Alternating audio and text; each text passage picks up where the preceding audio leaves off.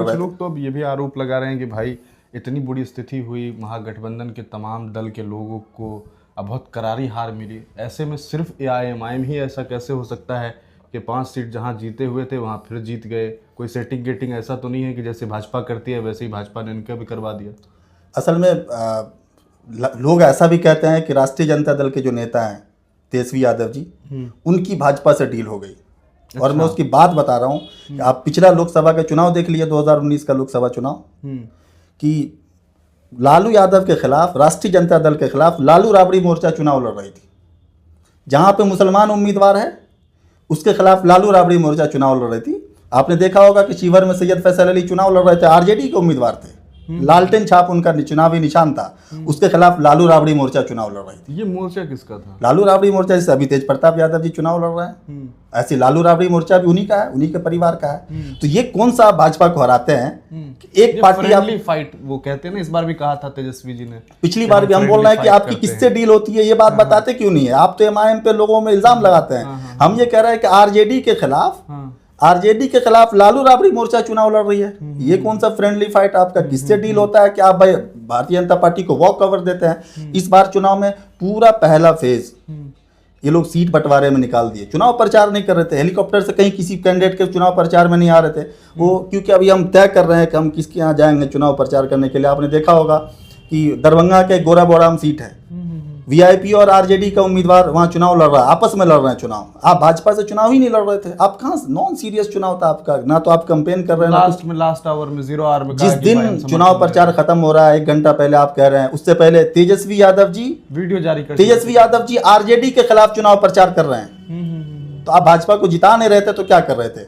लोगों को आकर के बताना चाहिए कि आप किससे डील करते हैं, क्यों लोगों को बेवकूफ बना रहे हैं? मतलब आरजेडी के खिलाफ डील कर रही है, आरजेडी डील कर रही है। सच बात यही है, इसको कम लोग बोल रहे हैं कि आरजेडी के खिलाफ तेजस्वी यादव जी आकर के प्रचार कर रहे हैं। आरजेडी क्यों डील करेगा? मतलब भाजपा जैसी ताकत को जिसको हराने की बात वो कर रहे हैं, उनसे डील करने का क्या? कोई भी पार्टी या कोई भी संगठन, कोई व्यक्ति किसी से डील करता होगा तो क्यों करता होगा? ये बात जिनका हम देखिए, कोई तीसरा आदमी आपको सिम्टम्स बता सकता है, एविडेंस बता सकता है कि देखिए ये लगता है ऐसा कि आप आरजेडी के, स्थितियां ऐसी हैं। हम बोल रहे हैं आरजेडी के खिलाफ तेजस्वी यादव चुनाव प्रचार कर रहे थे गोराबोराम में, यहाँ जाले विधानसभा दरभंगा में, वहां पे मशकूर उस्मानी कांग्रेस के नेता थे, जमीन पर मेहनत कर रहे थे। एक दिन पहले वो आदमी जो मुसलमानों को जिन्ना बोल रहे थे, जिन्नावादी बोल रहे थे, उसको कांग्रेस पार्टी ने टिकट दिया।